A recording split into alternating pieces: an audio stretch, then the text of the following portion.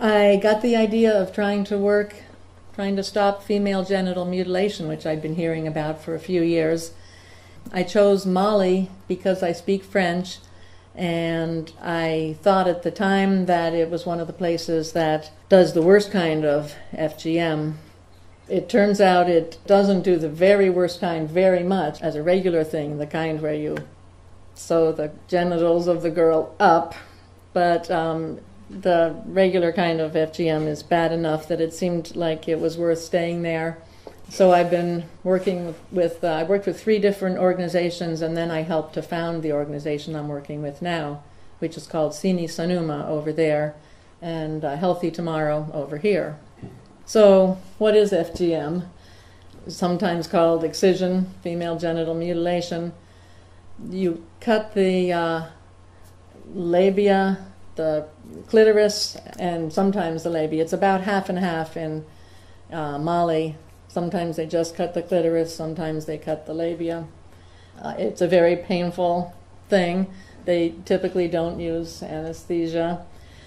It's a traditional practice that's usually been practiced on girls about 12 to 14 years old, but these days it's done to infants.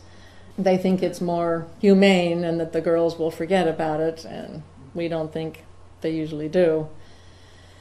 They do it for a number of reasons. Lots of them tell you they don't know why they do it, they just do it. They want to diminish women's sexual desire. They don't intend for it to be completely painful, which is what happens a lot of the time. But it's a way of controlling women, and they say it's a clean thing. They don't like all these messy folds, and so they think it's nice to have it nice and flat. It's just what they've been doing for as long as anybody can remember. People think it comes from the time of the pharaohs. Very old tradition. I cannot imagine how it could have started in the first place, or much less lasted this long. But it has. It's going down these days. The statistics were, when I first started, it was done to 95%, I think, of women, and now it's maybe 85%. Not very good track record, but I'm pretty sure that at some point it will make a real nosedive altogether when finally people decide that really nobody else is doing it and they don't have to do it. And so the other idea is they think it helps with childbirth, which of course is exactly the opposite of what it does. It's terrible for childbirth. This is a map that shows where it's done, and the red portions are the places where it's done a lot, over 80% or more, and Mali is in the middle of the western bulge there. The other places where it's so prevalent, I don't speak any of the languages, and so I ended up with Mali. Down in the south it's barely practiced at all, and up in the Arab part of Africa it's not done much. Well, Egypt, they do it a lot. We think it started in Egypt. So my first stay, I got an invitation from the Center Joliba. They're one of the first groups that started working in this. They kind of left me on my own. They figured they weren't paying for me, so they didn't really pay much attention to what I was doing. And so after a few weeks, I said, should I make a poster? And they said, that's a good idea. And so I got a local artist to draw this picture. The priest who ran the center said, let's get a lot of other organizations involved. So at the bottom it says, if you want to help, call these groups. We got 12 other NGOs working on FGM involved, which was good, but also it made it much more complicated. Every time we decided we were going to change the words, we had to go back to all these other people. Is it okay if we say this? Is it okay if we say that? What do you think of this picture, that picture? But it gave me a good introduction to all of these groups. And so we don't use this version, but this is basically what it says in English. Talks about all of the reasons not to do it. It's very traumatizing, and then all these consequences that we'll come back to soon. It says it's older than either Islam or Christianity, and in the Malian constitution it says every individual has the right to life and to bodily integrity. One of the women who started one of our partner organizations got that in there, but it hasn't come to much yet. So during my third trip, I started thinking maybe we ought to use music in this struggle. First I thought we were going to make a concert, and then I realized a concert is a one-time thing, and we need to make a really good recording of the concert so we can use it. And then as we were working along, it got to seem like maybe more the idea was to just make an album in the first place. So here we are working on the album. Fontani Touré was the first big singer to agree to sing in our album. We ended up with 8 big singers and just a few not very well-known singers. There are 8 songs in 5 local languages on the album. This guy, Ali Bodel, is a very influential Dogon leader. He was a musician until about 10 years ago. Well, gee, the album is 10 years old now, 20 years ago. But he came out of retirement to sing for us. And I remember being in Mopti one time. Somebody asked, what am I doing in Mali? And I said, I'm, help to stop female genital mutilation. And they said, you're coming into Dogon country telling us, what to do with our age-old traditions. And I said, well, it's not just me. Do you know Ali Bodel? And they said, yeah, Ali Bodel, he's this big, famous, he was a singer, and now he's a traditional healer, very influential. And I said, he's with us. I said, no. So we found a tape recorder, we put on the song, and they were just there with their mouths open. And by the end of the conversation, they were wanting a copy of the tape so they could give it to this and that radio show they knew. Here's the cover for the album. We put it out in 2000, and it's been played on the radio over there countless times. When I first finished the album, I would go around Bamako and I'd ride my bike past a motorcycle place where they were fixing motorcycles, and they'd have it on the radio there. And then I'd go to pick up some photos, and it'd be on the radio there, and it really made a big splash. And then we've made 5 music videos from some of the songs on this album, and also songs that we've produced more recently. And we'll be looking at this music video later on. This was Adama Yalomba, who's very, very famous. If you walk around Bamako with him, you see how everybody loves him. And so we'll come back to that. Other things we've done with media, there's this great movie, Mulade, that has been shown here. It's been shown in Europe. I saw it on a plane one time, but it had never been shown in Mali. And it's in Bambara, the local language there. And it's a movie about a woman convincing her whole village to stop FGM. It's very dramatic, and it's a feature film. There are lots of little plays and very amateur videos made along these lines, but this is a good movie by a really famous director, Ousmane Sembène. So we found out who owned the rights to it, got somebody to pay the money to put it on TV, and it's been on TV, I think, 3 times now. So 4 million people have seen it each time. Our music videos have been on TV a lot, too. One host of a music video show just decided he liked one of our videos. I think it was the rap video. And he probably put it on 100 times. And then somebody else put on the one that we're going to see dozens of times. The other thing we've done media-wise recently is there was a woman we heard about in March. We have a nurse who goes out and tries to talk with excisers. And one of the excisers she had started to talk with but hadn't yet convinced to stop excised a girl who died. And so I suggested to my partners over there, let's be in touch with that mother and see whether she might want to make a statement for us. And we've just had a big training with a UNICEF grant we trained a whole bunch of media people.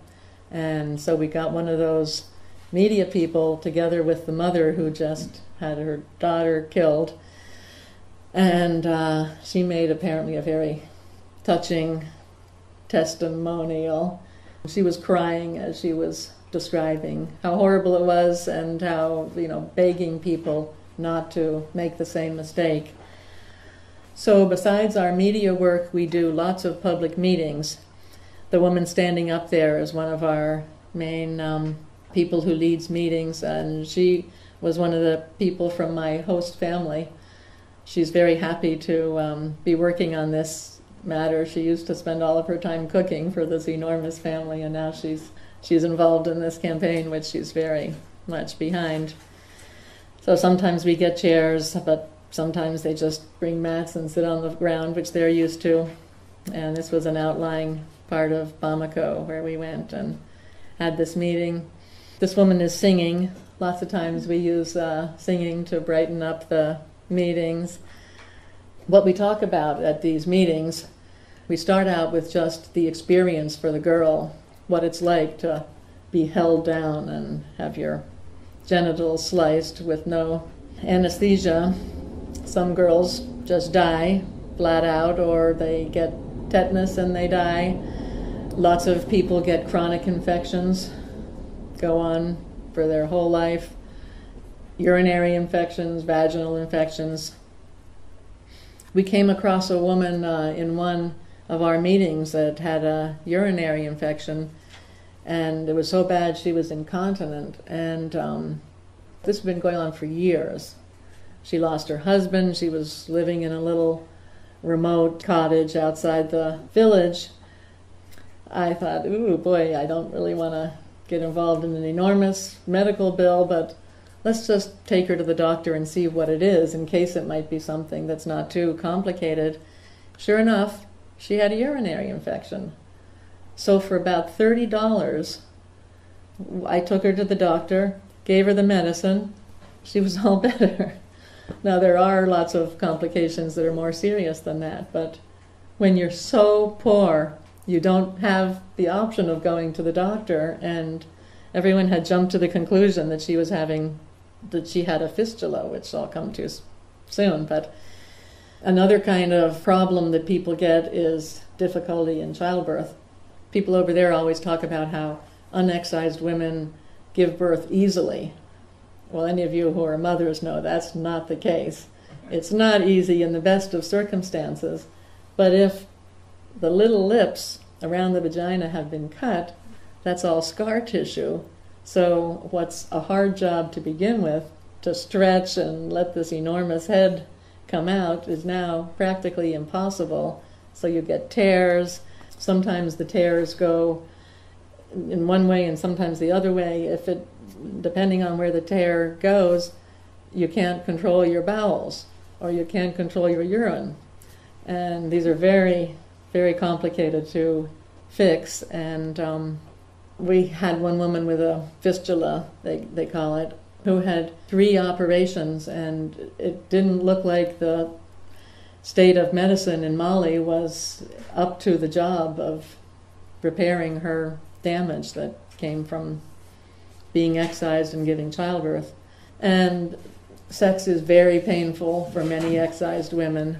They don't like to talk about it, and it's a variable thing. Sometimes they just cut a little bit and it seems to work okay, but it certainly is a very great cause of pain and marital distress, divorce, and just, life is hard enough to begin with, in the heat and the dust and malnutrition, and now you have painful sex. It's really too bad.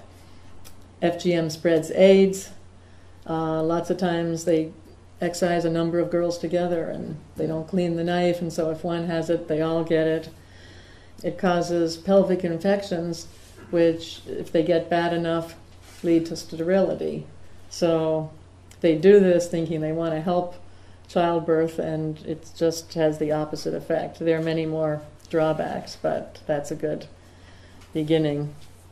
So here I am singing my song, Musomani do Banguera, And this woman is dancing with me, and they're all clapping and enjoying it.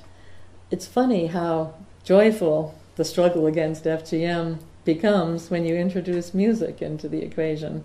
It's interesting. Here we are singing with the people at one of the villages, I think it's Tamala, that eventually gave up the practice with our suggestions.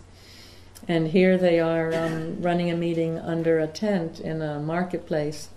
We're just signing a contract with the Belgian ambassador to keep these meetings going and get new tents, and so they'll have 5 tents in 5 different marketplaces. Probably about 100 or 200 people go through in the course of a day. And we talk about all the reasons against it. We ask the other people's ideas about FGM, and it's a good give and take. Here I am at a occasion that wasn't a meeting about FGM. It was a wedding I was invited to, but I asked the people if they would like me to sing a song, and they said sure. So I whipped out my song, Leave Her Alone, and they all liked it. After I had done the album, whenever I didn't know what to do, I would just take the poster around to health centers or wherever I could see to put it up.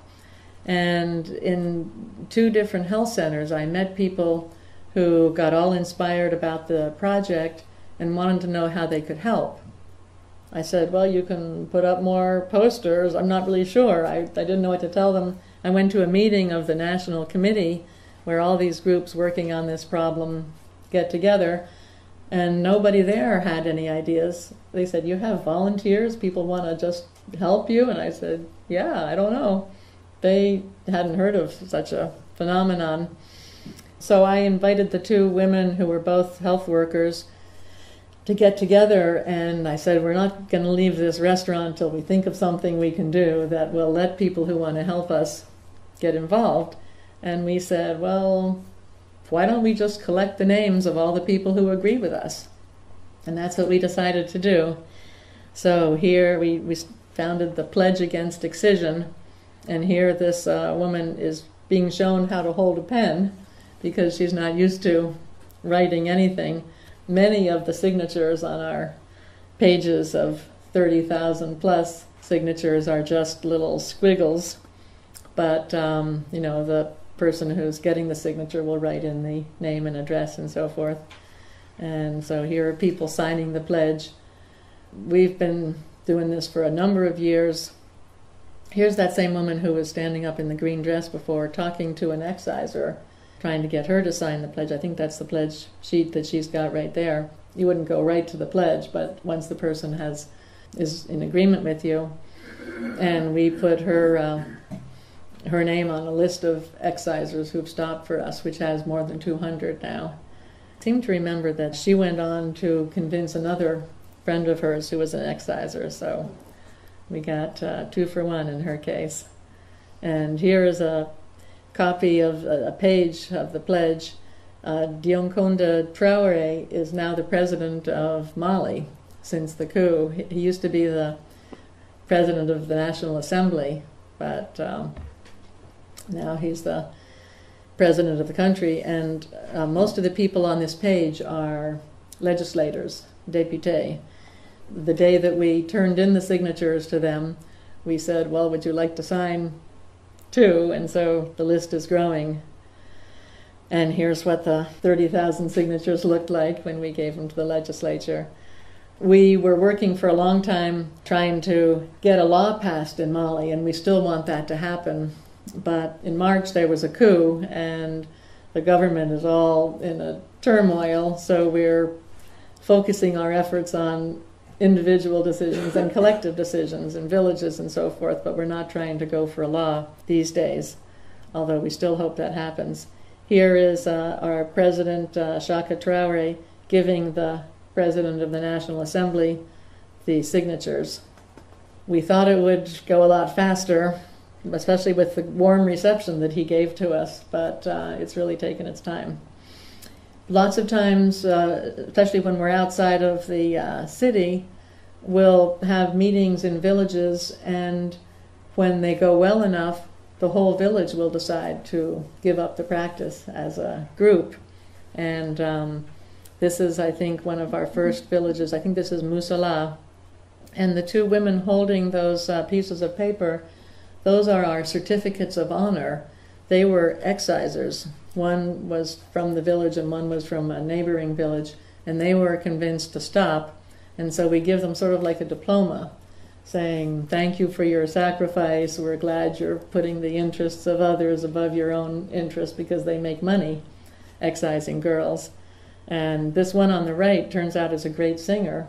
So she was a very lively addition to our ceremony that we did to mark that decision.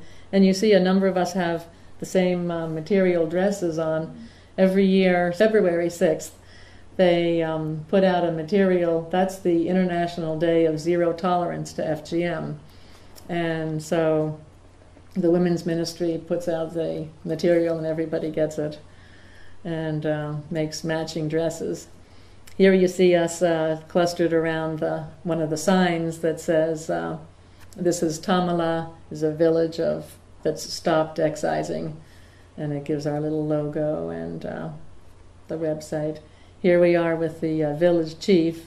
There's Kaniba again, and people from the village, and the guy with the red hat is another one of our activists who started us out in this whole village thing, because he heard that his village was about to do a group excision, and he got us to come out and have meetings, and they decided not only to not have that group excision, but to just stop for all time. So that was our first, and actually it was a neighboring village of his, but Togo has been one of our key people.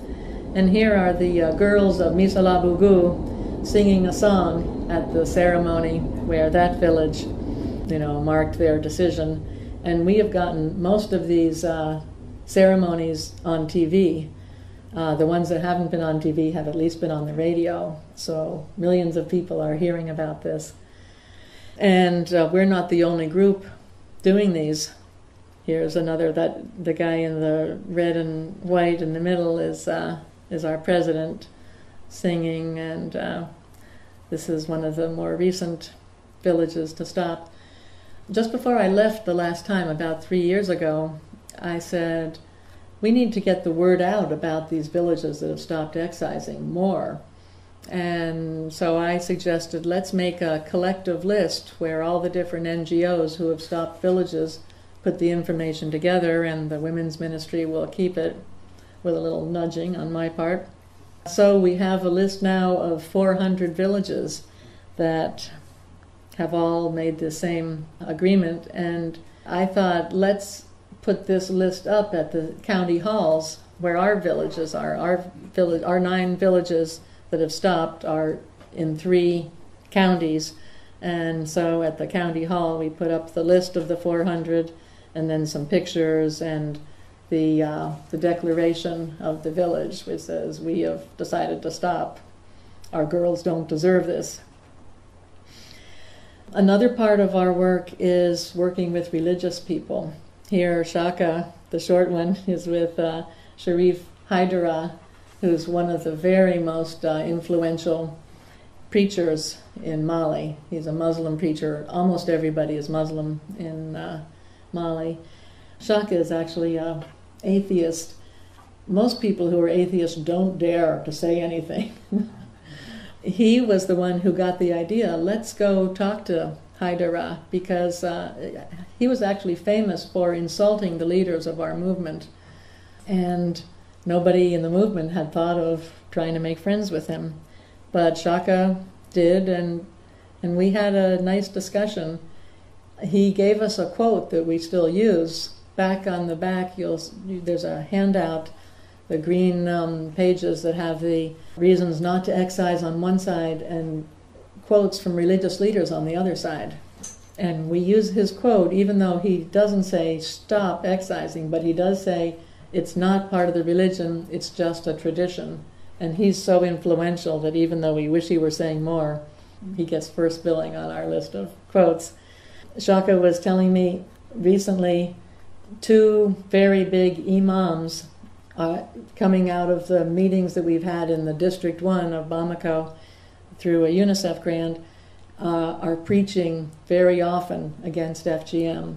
The Imam of Fajiguilia and Jelibugu. And so that's something we're pleased about. And here are just some more pictures of the excisers, and she's holding her certificate of honor. I remember one of the ones that we gave the certificate to said, "Oh, it's just like a diploma. I'm going to put it up on my wall." Here is Siba Fani in the pink there, and Jacques holding the mic for her.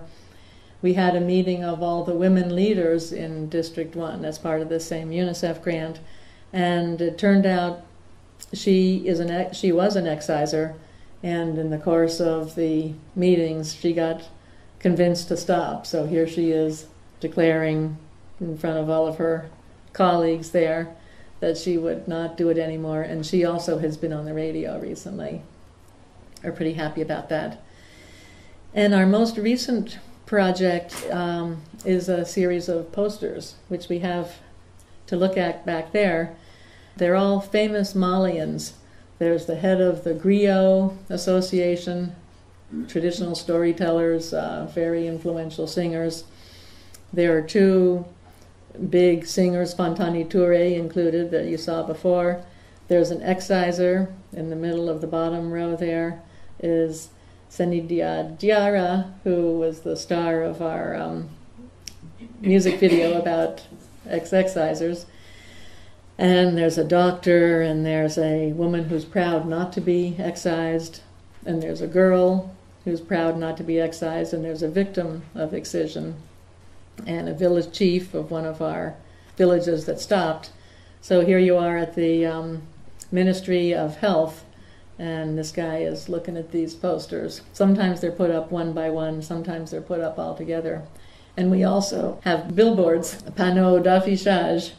So they chose 8 of the 10 posters and made a billboard out of them, and they went up last year, and part of the UNICEF grant was putting them up for 3 months again. This is near the 3rd Bridge in Bamako. So a lot of people are looking at these, and we're really happy to be getting the message out. When I first started talking about making the album, a lot of people said, "Oh, no one would ever dare speak out publicly against this. You know, it would be so embarrassing." But that didn't turn out to be the case, and we found plenty of people who are willing to speak out in this way, and we hope it's making a big change. So that's some of the stuff we've been doing. We've got a sign-up sheet in the back there. Love to have you sign up if you'd like to get periodic updates. Maybe about 5 or 6 times a year I'll send out a message. You can also, if you'd like to help us out being part of our core group, we'd love to have your help. We organize occasional events like film showings or rug sales. We have a rug sale coming up. Thank you so much.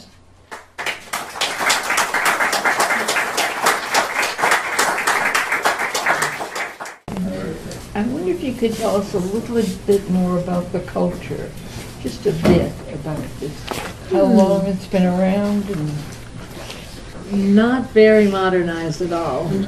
In the capital, the main city, there are just a few buildings of more than one story. Very few tall buildings. I guess quite a few have 2 stories, but practically everybody is Muslim there. They have a rich music tradition, and I'm not sure what else to say. The history is not my strong point. I think something like 87% of the country is rural, and when we say rural, we're talking villages, no water, no electricity, that kind of stuff. And just for an idea, in Bamako, the capital, you can't get mail delivered. Like, you have to know a business or something like that. They don't even, so it's quite primitive. Do you know what year it came into existence, or is it old? Well, it was French Sudan as a colony, Yes. and pretty much all of the African countries got their independence in 1960, I think. Oh, so recently it's Yeah. been in So it was pretty recent. Roy? Yes, I was going to ask about items on the news about extremists invading from the north and, Yes. threatening to take over the government, I believe. Well, they And I was wondering how do they feel about excision? I don't know, but I'm guessing they might be probably for it, the extremists who have taken over the north. Do you want to say more about Well, I that? mean, just that they're imposing very strict Sharia law, so they're, cutting off limbs, they're stoning people, so in a way, this is the least of it. Yeah. Andrea? I was interested in your talk about the excisers, and it seemed like they were women. And you also mentioned that they got money for doing this, and I wondered when they give up this practice, are they giving up their economic viability, or what is the dynamic among the excisers, and are they all women? They are all women, and different ones of them have a different amount of dependence on the income from this. Some say that they're the breadwinner of their household, and so they really can't stop. Or, they want us to pay them to stop or something. Quite a few of them live in a big household and make a little bit of money with this, but it's not like they're supporting themselves that way. So, of course, it's easier for those people to stop. We have done a little bit of getting grants or loans for excisers for them to give up the practice and start a new business. But we haven't done too much of that. It just seemed too much, and also there are mixed results. People have done studies and shows that lots of women who are encouraged to stop with the promise of money take the money and keep doing it, or they, it doesn't work that well. But we've found that once a woman really sees how bad it is, they want to stop, even if they don't know what they're going to do.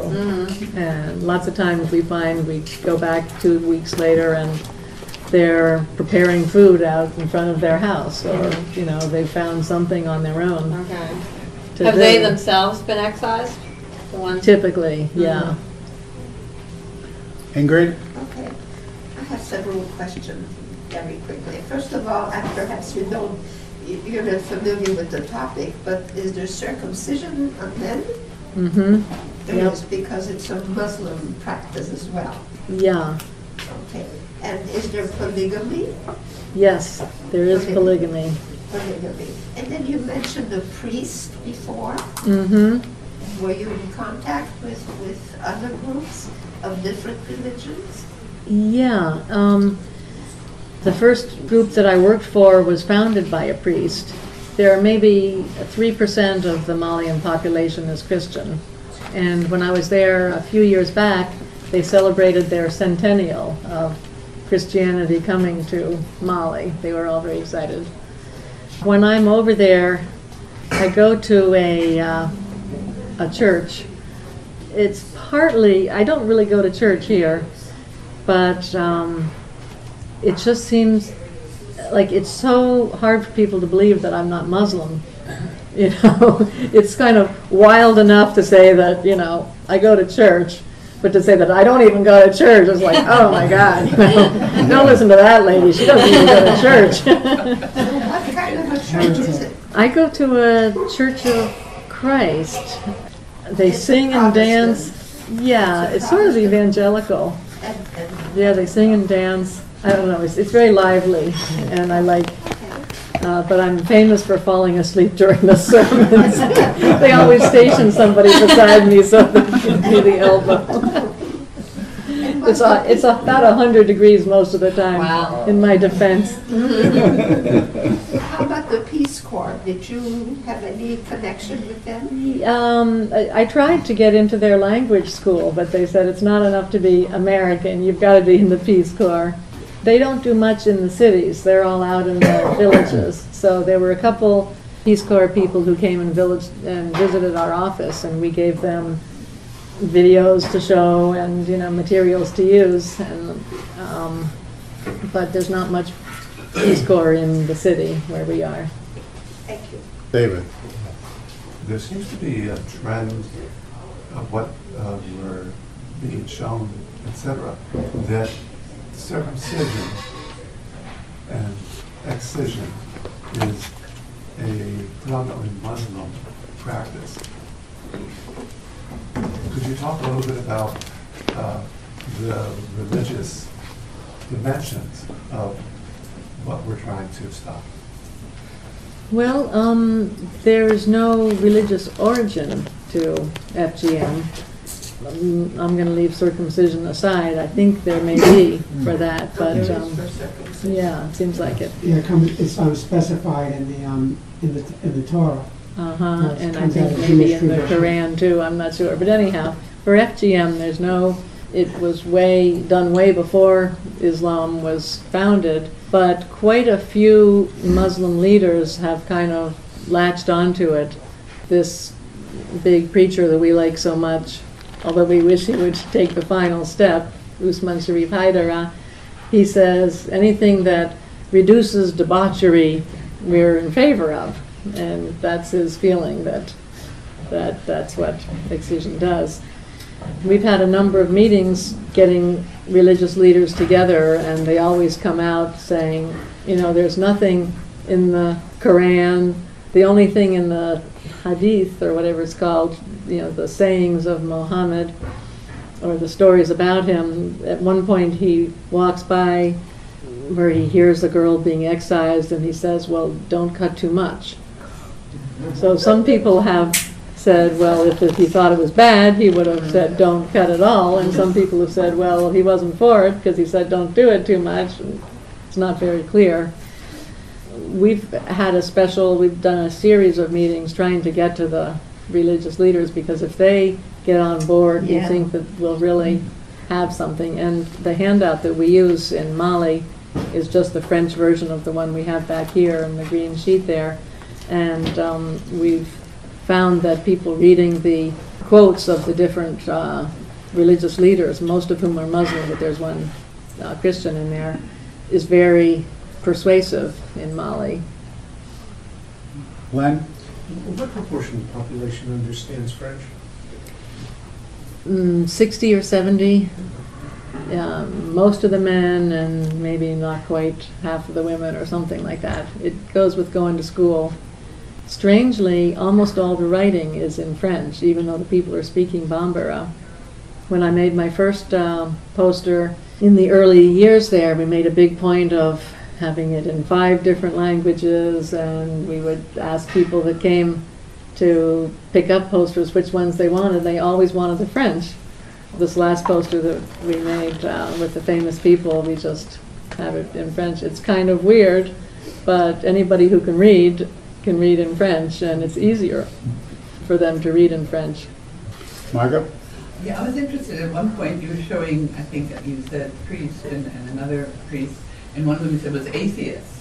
So I wonder, where did he come from? How does he relate in the country or whatever? Well, he's our president of our organization. So he's come out and it's clear that people know that he's atheist? I'm not sure how many people know he's atheist. He's told me, but he's never said in a public venue. And he probably doesn't make a big deal about it. Marvin? How does excision relate to the general status of women in Mali? Well, it seems to me like it's just hand in hand with the fact that women are kind of kept down. People seem to think that if women aren't excised, they have this insatiable sexual desire, and they're just going to be going, running wild. And also, especially if you have 4 wives, which a lot of these men do, they think, well, I could never satisfy 4 women who had normal sexual desire, so if they're excised, then it might work. And actually, it really works well with polygamy, because if many excised women, not all excised, but for many excised women, sex is really quite a hardship.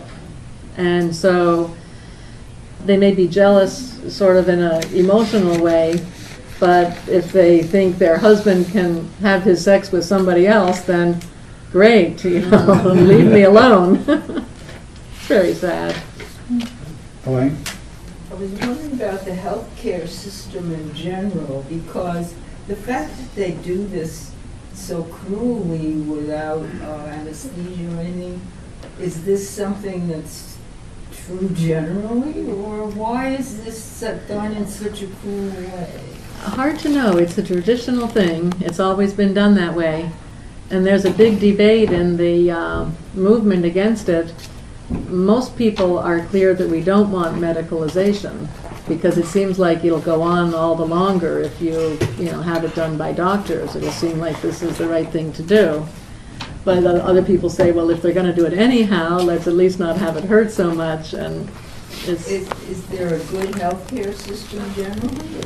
well, I was going to say it's pretty affordable, but because it costs so little to me as an outsider. There are public hospitals that are pretty decent, and it costs about $1 to see a doctor. But then if you don't have $1, it doesn't help you much. But when people have really serious problems, they send them off to France. I wanted to say one more thing about this question about the place of women. That's morbid. I remember we were filming one of these other videos that you didn't see that says, let's decide to say no, Anka Fo Ante. There were a bunch of girls who were all singing let's decide to say no, and they really wanted to be in the video. And I decided that it was a shocking enough message to have people see grown-ups saying we can decide to say no. And so even though the girls really wanted to be in the video saying we can say no, I said we don't want to try to make it seem like we're trying to overturn the whole society here. It's pretty hard to convince people that even women, grown women, should have a say. And I remember making another video, the one with the ex-excisers who were giving up the practice and throwing their knives in the hole, which I wanted to show you too, but I just decided on this one. They have a meeting. This exciser is shown losing sleep, thinking of all the girls that she's hurt. And so she decides to give up the practice, and she calls a big meeting of other excisers, and they decide to give up the practice together. And I wanted to have the woman who made the decision lead the meeting. But everybody, even at the women's ministry, every single person I talked to said, no, no, no, her husband has to lead the meeting. So I said, well, it's their country, and very reluctantly I went along with the idea of the husband leading the meeting. So they've got a long way to go. In Rome, yeah. Exactly, yeah. Yeah, I was wondering if you happen to know how far back this language goes that you were speaking. Is it I imagine it's pretty old, but I really don't know. maybe the origins of the country it goes back to? I would think before that. But before the origins of this the area, or the very beginnings, Well, I mean, when people It were must there. be old. the African language families go back many millennia, probably back to the dawn of language. Even though there are many different ones. Well, there's a dominant family known as the Bantu family. I don't know if that's a Bantu family language or not, but it's the dominant language family through most of Black Africa. South And Africa. Southern Africa. Yes, had a question about the literacy. Most of the boys are sent, well, not most of them, but the boys are sent to school. The girls are usually not sent to school. Very few men are literate, but in terms of reading, the girls probably don't know how to read French. and don't speak French because they're not sent to school. It's less clear-cut than that. It's a lot better than it was, but still there are more boys than girls in school. One of our big singers, Candia Coyate, her last song for a cause was for education for girls. About 20 years before she sang for us, she made a big splash singing, "You should send your girls to school." Right. In the families that I knew about, the girls were going to school. And I don't know the exact percentages. I'm sure there are fewer girls in school than boys, but it's not like none of the girls go these days. Andrea? I guess my question was similar to Ingrid's, but I was more connecting the education with the class levels within the country, and wondered if the people who are in your videos and who are promoting this are more the upper classes who haven't been as influenced by the excising practice, or is it just predominant throughout all class levels in the society? It's pretty predominant.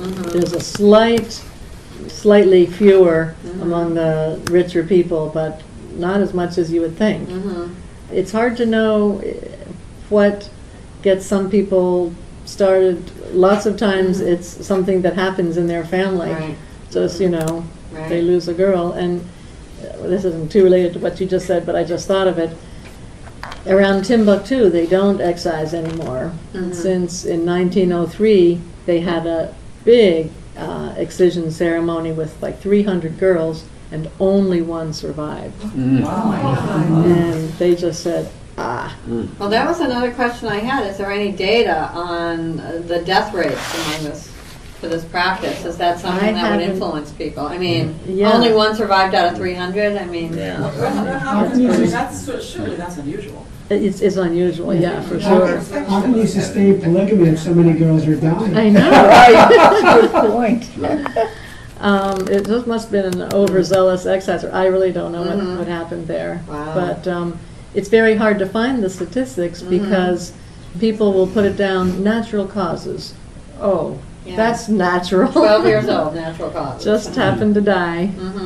And a lot of people think it's bad. They'll make up these, not make up, but they really believe, oh, it was, the will of God, or, a bad spirit. Right. Yes.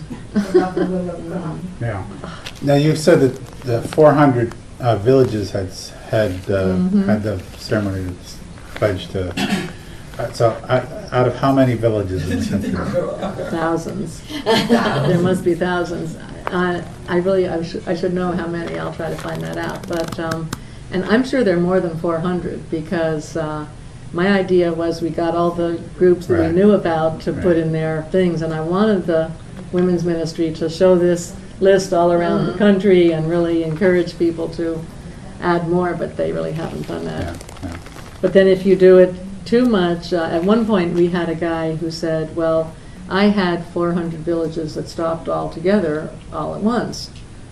And I thought, that's weird. And, we never got into, he didn't push it too much, and we didn't, because it's not going to be possible to completely verify every story. And you can't follow up, you don't know what they're doing 10 years later and so on. It's all confusing, but the main thing we want to get around is lots of people are stopping. You can too. And Elaine? When did the French leave or give them their independence? I think it was 1960. So what was the French attitude towards this? Laissez-faire. That's It the only was French up I to know. 1960, I mean, that's very contemporary. And the French just turned a blind eye to the whole thing. I mean, they have enough trouble trying to keep them down and not to interfere with their, with their practices. I know, but this is a special kind of cruelty, the way it's handled. So how could the French just ignore it? Because they were really interested in extracting resources from the country, not from improving the quality of life for the people living there. I wish I knew more about that to tell you.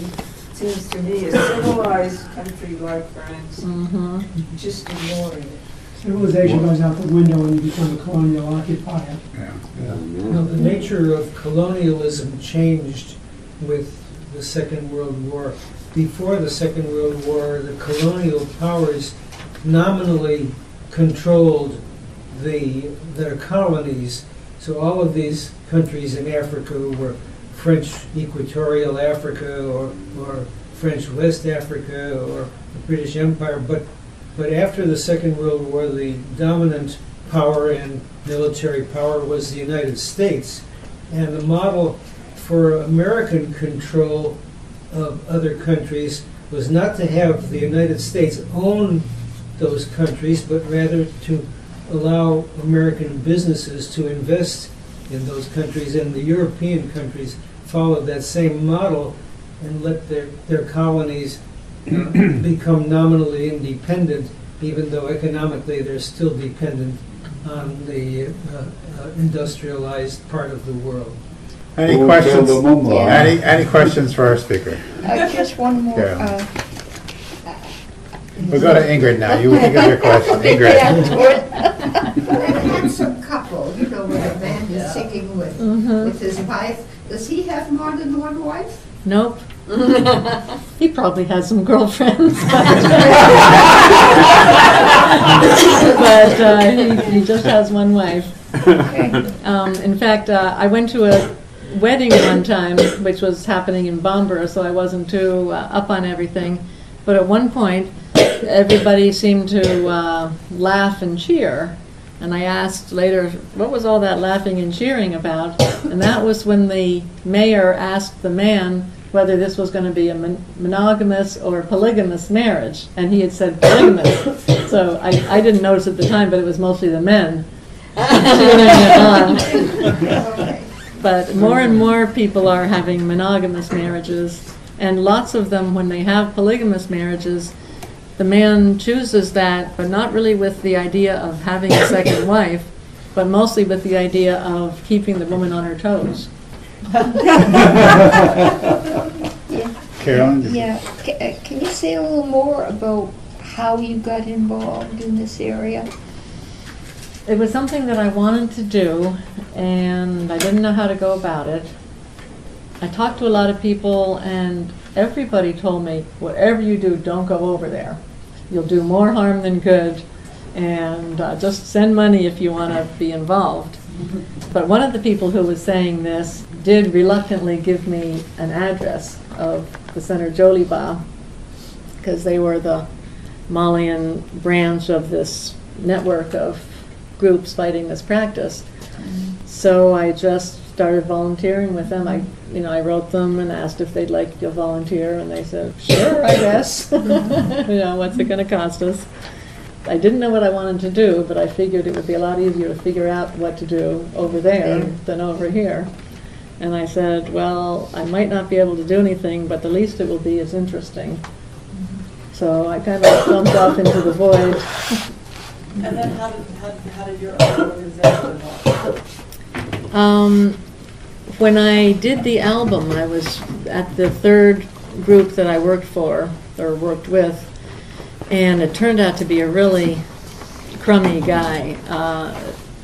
It was somebody who, when I got there, he had a desk and he had an office, and I put in the phone, and he really didn't follow through on much. I pretty much made the album with, I put it in his name because he was an NGO and we had a committee, but I was pretty much doing it. When people started asking me how do I help, and we made the pledge, I really didn't want to give that crummy guy that I didn't trust a second project to take credit for, which he did take credit for the album in a big way. He got a number of grants, which killed me because I'm still paying my own inheritance money. So I didn't want to give it to him, which of course made lots of friction in our workings in the office. And we had, maybe a year went by or so, different groups were saying, we'll have it, come do it at our office, including some, the social action office of the government was offering to house it. And I was back home and we were having all these emails back and forth, and my Malian partners were getting sort of frustrated. Susan's indecisive and da da da. And finally they just said, let's just make our own organization. And so pretty much they took the lead in that. They made Who was that? my Molly and partners, the people who were working with me informally, the people who had, we had. Not any NGO Right. participants, but rather community people that you were working with. Yeah, I just kind of, most people in Mali don't feel like volunteer work is a reasonable thing to do. It's just not part of the culture, and everybody is struggling to get by enough that it just doesn't enter most people's minds. But a few think, well, you know, I do need to make money, but this is so important I can do a little bit of this just on my own time as a volunteer. And so I just kind of kept track of who these people were. And when we had the pledge that people could invite their friends to sign, it got pretty far with just, and the guy who's now our president, Shaka, he just took this around and he got his friends mobilized to take it around. And in his first 3 pages of signatures, there were 3 excisers in there. So he had convinced 3 excisers to stop just because he liked the cause. And so there were a number of these people who were just individuals that were working, you know, were helping distribute the poster and the album, and so they started the organization Sini Sanuma. Okay, last question, Carol. Hi.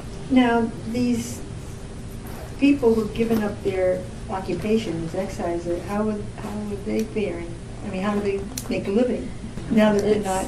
It varies. Some of them are just part of a big household, so they just sort of fold in with the rest of the people getting the meager, you know, food to keep going. But some of them have found new work. In the video we made of ex-excisers showing the decision that they make and then you know, giving up the practice. At the end of the movie you see some of them fixing sandwiches for people, and some of them farming, and one of them doing dyeing, and those were the actual new jobs for those excisers that, you know, those ex-excisers. Had this been an occupation in the past now? Yes. Yeah. So it was sort of a family occupation. Yeah. But it makes it less hard for them to give up the fact that all of them told us that even when that they were doing a whole lot less of it than in previous years. That they used to be really busy, and now, you know, they find an occasional girl to excise. Which makes me think that the statistics that are showing that it's gone from 90-some% to 80-some%, I think that if you looked at just little girls of the excising age, you'd find that it's really more, you know, making more progress than the statistics go for girls from 15 to 49. Right. And so it takes a while to... No, what they're saying is that if the percentage of the adult population went from 97% excise to 80% excise, that means the ones that are younger are probably far less than 80% excise, because you still have people that were excised many decades ago. It takes a lifetime for the statistics to catch up. Yeah. Yeah. So I want to thank Susan very much for coming today.